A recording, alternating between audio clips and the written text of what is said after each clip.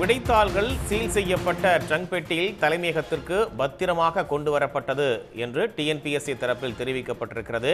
TNPSC group 4 விடைத்தாள் பெட்டிகள் பிரிக்கப்பட்டதாக வெளியான செய்திக்கு டிஎன்பிஎஸ்சி மறுப்பை தெரிவித்திருக்கிறது.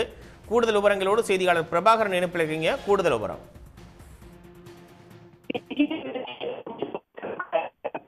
நடைபெற்றது. இந்நிலையில் அந்த தேர்வில் பொதுவாக தமிழ்நாடு அரசு பணிகள் தேர்வாணையத்தால் தமிழ்நாட்டில் நடத்தப்படக்கூடிய தேர்வுகளில் அதிகமான போட்டி தேர்வாளர்கள் கலந்து கொள்ளக்கூடிய ஒரு தேர்வாக இருப்பதால் அதிகமாக எதிர்பார்ப்புகளும் இருக்கின்றது. இந்நிலையில் இந்த தேர்வு விடைத்தாள் கொண்டு வரக்கூடியதில் அந்த பெட்டிகள் உடைக்கப்பட்டன, அதில் இருக்கக்கூடிய பேப்பர்கள் விடைத்தாள்கள் சிதறன என பல்வேறு புகார்களும் புகைப்படங்களும் சமூக வலைதளத்தில் பரவலானது. இந்நிலையில் இது தொடர்பாக டிஎன்பிஎஸ்சி விளக்கம் அளித்திருக்கின்றது. அதில் இந்த தேர்வுகள் முடிந்ததும் விடைத்தாள்கள் சேகரிக்கப்பட்டு ட்ரங்க் பெட்டியில் வைத்து சீல் செய்யப்பட்டுதான் தலைமை அலுவலகத்திற்கு அனுப்பப்படும் என்றும் சாதாரண அட்டைப்பெட்டியில் விடைத்தாள்கள் கொண்டு வரப்பட மாட்டாது எனவும் தெரிவிக்கப்பட்டிருக்கின்றது.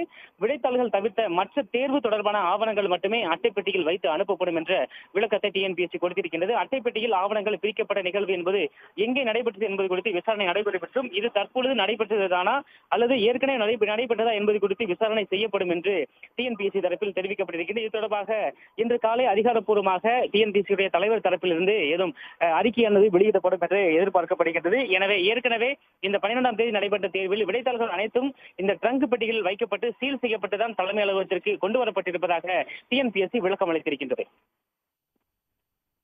கூடுதல் தகவல்களுக்கு நன்றி பிரபாகரன்.